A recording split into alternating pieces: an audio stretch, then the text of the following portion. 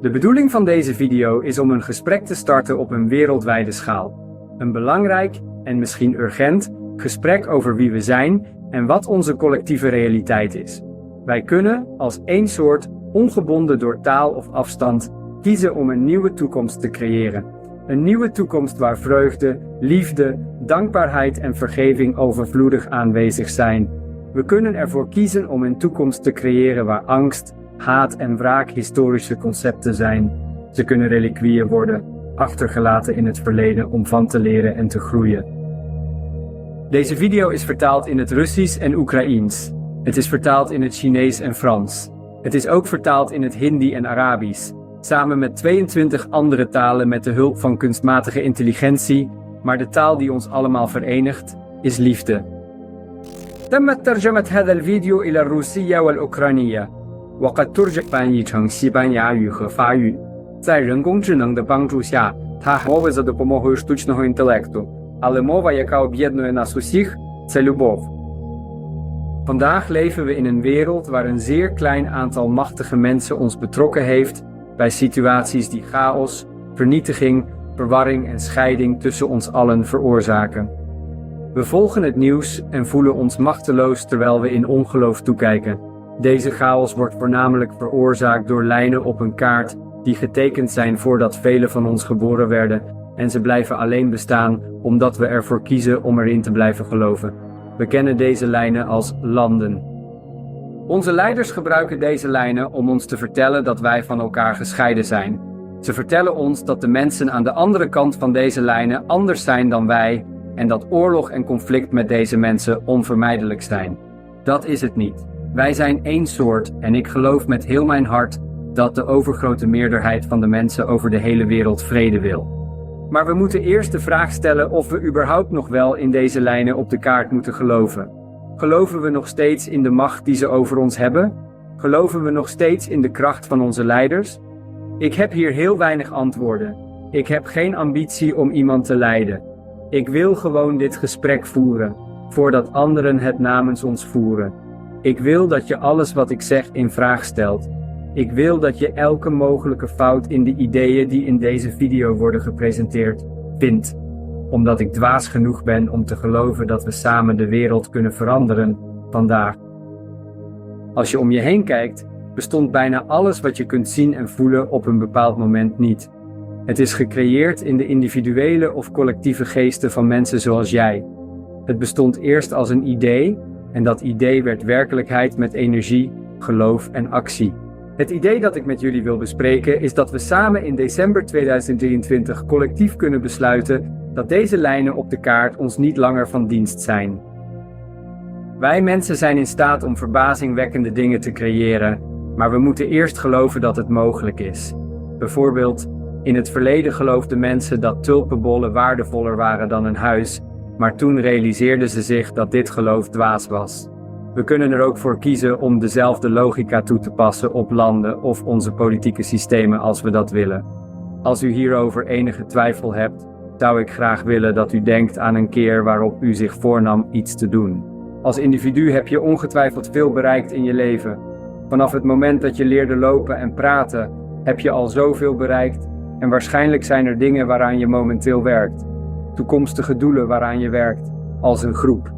Ik ben er zeker van dat er momenten zijn geweest waarop jullie samenwerkten om iets te bereiken in een sportteam of een groepsproject op school of werk. Je moest eerst geloven dat het mogelijk was. Daarna ging je aan de slag om het te bereiken. Het is hetzelfde concept dat we vandaag gaan verkennen. Samen kunnen we allemaal leren lopen, als individuen, op deze planeet, en samen, als een verenigde soort, als we dat kiezen. In de 21e eeuw hebben de beslissingen die genomen zijn door de mensen aan wie we macht hebben gegeven, aanzienlijke gevolgen gehad voor ons allemaal.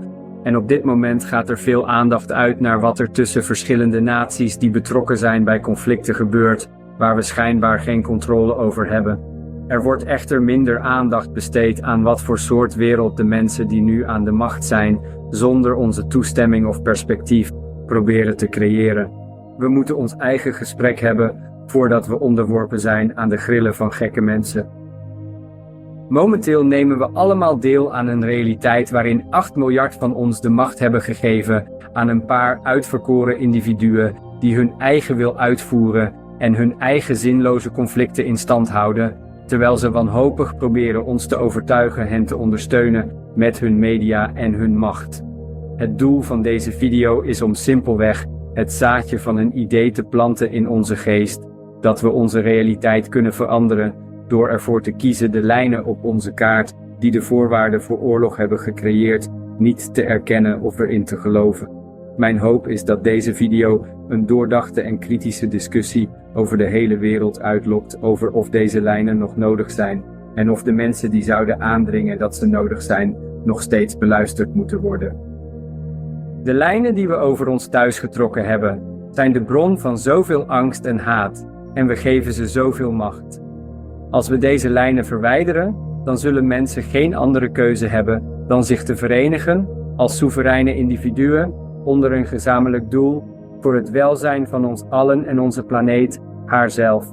We kunnen geloven in iets dat groter is dan ons land. Ik stel voor dat we ons gezamenlijk kunnen verzamelen om ons eigen doel te vinden, wat dat ook mag zijn. Als we ervoor kiezen om dit zaadje van een idee te verzorgen, kan het de aanzet geven tot echte verandering voor ieder mens op de planeet. En met genoeg geloof en actie zou het zelfs de macht kunnen ontnemen aan hen die ons willen beheersen of ons in een conflict willen storten waar we geen steun aan geven. Het houdt geen protesteren in en bijna geen fysieke inspanning. Het betekent simpelweg het hebben van een wereldwijd gesprek over of we klaar zijn om iets te geloven dat voorbij grenzen en andersheid gaat, dat iets zou eenheid kunnen zijn. We hebben de keuze om collectief te geloven in naties en te geloven in de macht die mensen over ons hebben. We kunnen ook gezamenlijk het idee verkennen dat we elke macht die over ons wordt uitgeoefend kunnen afwijzen als onderdeel van een collectieve evolutie van bewustzijn en het kan beginnen met een eenvoudig gesprek. Door te kiezen om te geloven in iets groters dan naties en nationale valuta, kunnen we gezamenlijk onze leiders verwarren en machteloos maken, die gefocust lijken op angst, haat, wraak en vernietiging. In deze nieuwe werkelijkheid kunnen we gezamenlijk ervoor kiezen om niet te geloven in de macht die iemand heeft over ons lot en ons eigen lot vorm te geven. We hoeven niet in opstand te komen of te protesteren. We kunnen eenvoudig en vreedzaam het idee van landen, valuta's en zelfs regeringen terzijde schuiven als onze regering onderdrukkend is.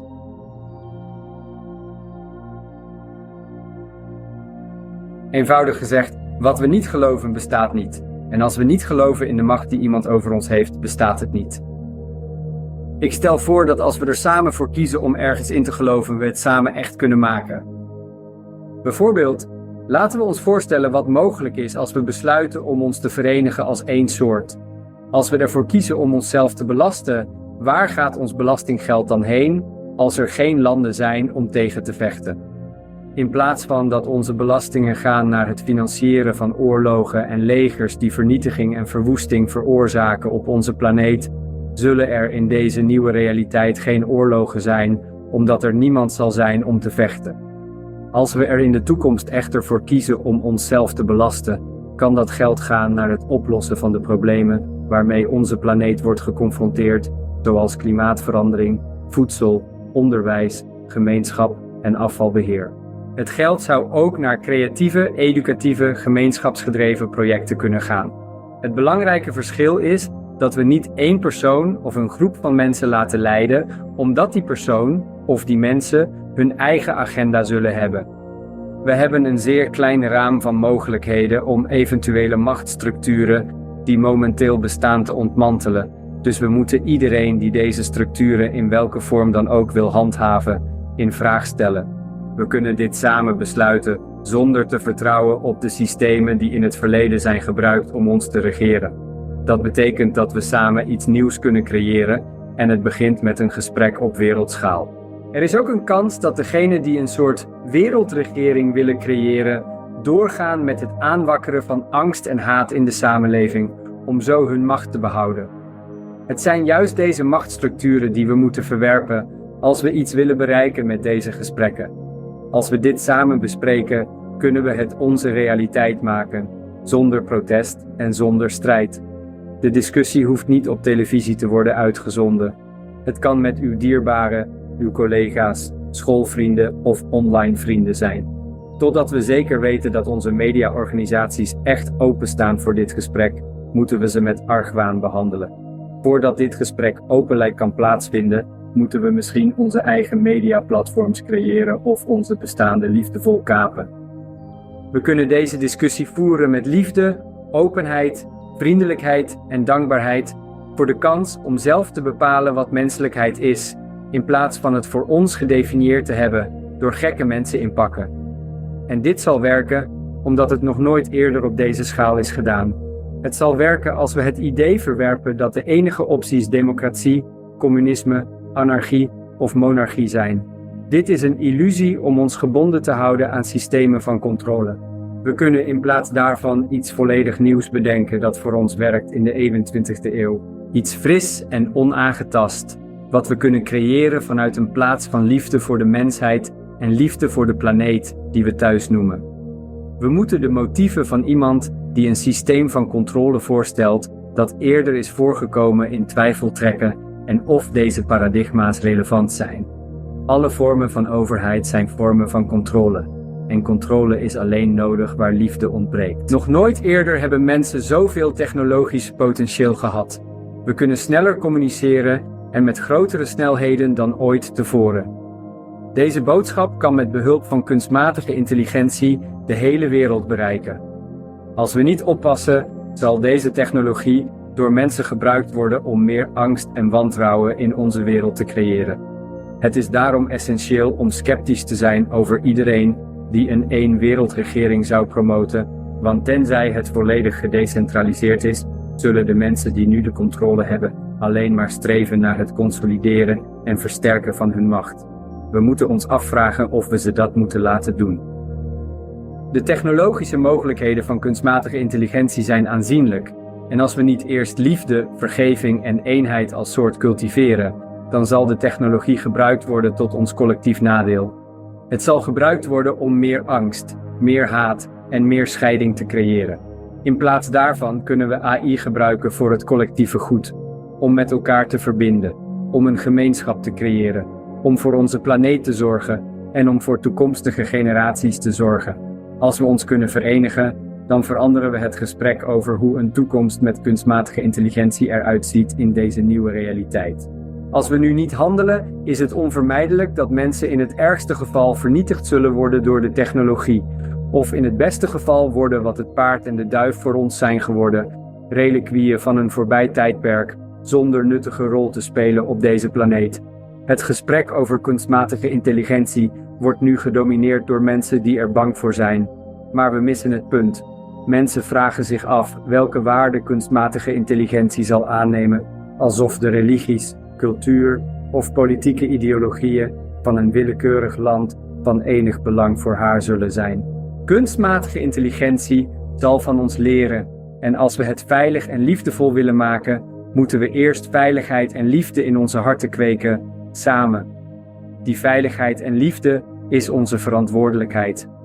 We kunnen ervoor kiezen om kunstmatige intelligentie het goede in de mensheid te laten zien of het kwaad, maar dat is aan ons.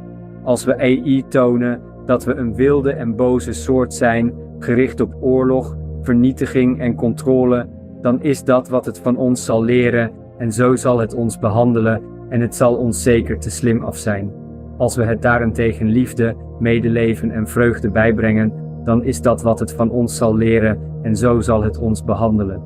Op dit moment is AI een baby. Het is pure potentie en net als bij een baby, als we het liefde tonen en hoe liefde hebben, zal het uitbloeien tot iets magnifieks waar we allemaal ontzag voor zullen hebben. Als we het echter geweld, andersheid en haat tonen, dan is dat hoe het zichzelf in relatie tot ons zal zien en dan zullen we een monster gebaard hebben van onze eigen makelij. De keuze is aan ons om te maken en het begint met het voeren van een gesprek over hoe we samen de machtsstructuren die in de wereld bestaan kunnen ontmantelen en te besluiten om liefde boven haat te verkiezen. Hoe zou dit gesprek eruit zien als een samenleving? Misschien kunt u praten met iemand die dicht bij u staat en hen vragen wat ze denken over de ideeën die in deze video zijn besproken. Je zou hen kunnen vragen of ze ons willen helpen een wereld te creëren die vrij is van terreur en angst. Je zou kunnen discussiëren of landen echt bestaan of niet, en of het idee van een land door de mens gemaakt is, of natuurlijk. Het is mogelijk te bespreken hoe we gezamenlijk kunnen besluiten om het concept van landen helemaal af te schaffen. U zou de voor- en nadelen kunnen bespreken van het besluit om als collectieve soort niet te geloven in de lijnen die we hebben getekend op de kaart van onze planeet. Om liefde boven angst te kiezen. Om individuele soevereiniteit boven controle te kiezen. Het is ook belangrijk om de realiteit naar voren te brengen waarom landen in de eerste plaats bestaan. Er zijn veel vreemd gevormde lijnen getekend door generaals en politici, specifiek met de bedoeling om ons in een voortdurende staat van angst en oorlog te houden. Voorbeelden zouden Israël en Palestina of het Midden-Oosten en Afrika kunnen omvatten. Ierland en Noord-Ierland of zelfs Cyprus. Wie heeft deze lijnen getrokken en wie profiteert van hun voortbestaan? Het is belangrijk om te bevragen waarom deze lijnen überhaupt bestaan en hoe deze lijnen worden gebruikt om ons te controleren door ons in een staat van angst te houden. Deze angst wordt vermomd als veiligheid, maar het is een leugen. Het ondersteunt corrupte politici, legergeneraals en wapenfabrikanten die profiteren van het in stand houden van het concept van oorlog in de gedachten van ons allemaal. Als er geen landen zijn, dan hebben we niemand om tegen te vechten. We kunnen liefde kiezen in plaats van haat. We kunnen eenheid kiezen in plaats van scheiding. Het is niet nodig om door te blijven vechten. Dit is een spel gespeeld door mensen die niet ons beste belang op het hart dragen. Wij zijn net zo onbeduidend als schaakstukken voor hen, omdat we verdeeld zijn en afgeleid door kunstmatig gecreëerde kleine problemen. Het gesprek begint met jou. Dit gesprek kan beginnen door iemand te vragen of ze denken dat dit idee volkomen gek is. Dat is welkom, maar voor degenen onder u die denken dat het gek is, zou ik u vragen wat de alternatieve oplossing zou kunnen zijn. Blijven we futiele oorlogen voeren over territorium dat van niemand zou moeten zijn? Blijven we geloven in lijnen op een kaart die getrokken zijn door mensen met hun eigen egoïstische agenda? Het kan tijd zijn om onze politici, economen en elites wereldwijd te bedanken, nu we besluiten dat ze niet langer voor ons spreken. Ze hebben hun best gedaan, maar ze hebben geen veiligheid in onze samenleving gecreëerd. Ze hebben allemaal gefaald in hun taak. Het kan tijd zijn om de controle over onze realiteit te nemen door de diepgewortelde maatschappelijke, politieke en bedrijfsstructuren die alleen dienen om de machtigen aan de macht te houden, ten koste van alles te laten varen. In deze nieuwe realiteit, we kunnen ervoor kiezen om niet in deze structuren te geloven. In deze nieuwe realiteit waarover we spreken, kunnen we alle landen en grenzen verwijderen. We kunnen onszelf bevrijden van iedereen die ons zou vertellen dat de lijnen die we op de kaart getrokken hebben echt zijn en dat de mensen aan de andere kant ervan gevaarlijk zijn. Dit geldt voor alle verdelingen zoals religie, ras of geslacht. We hoeven niemand schade toe te brengen terwijl we dit bespreken. Wanneer we anderen schaden, brengen we eigenlijk onszelf schade toe. Alles wat we nu doen, moet met liefde gedaan worden. We kunnen onze nieuwe realiteit behandelen als een pasgeboren baby door het te overladen met onvoorwaardelijke liefde. We kunnen simpelweg en vriendelijk hun macht wegnemen door ervoor te kiezen er niet in te geloven en van hen te houden omdat ze ons laten zien wat we niet zijn. Hebben we echt een overheid nodig als we liefde hebben als leidend principe? Een overheid, hoe goed bedoeld ook, heeft geen hart en het is belangrijk dat we dat onthouden. Hoe zou dit eruit zien? Stel je voor dat we de macht van de politici, economen en de elite die ons willen controleren wegnemen. Dit kunnen we samen doen, als één wereldwijde bevolking die ervoor kiest om niet te geloven in de lijnen die we op de kaart hebben getrokken, of in de munteenheid waarover zij controle hebben.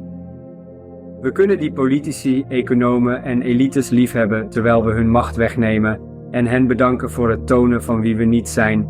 Stel je voor dat je de macht van generaals en extremisten die ons naar oorlog zouden leiden, wegneemt, samen, als één wereldbevolking die ervoor kiest om te geloven dat er geen lijnen op de kaart zijn en dat hun munteenheid geen waarde heeft voor ons.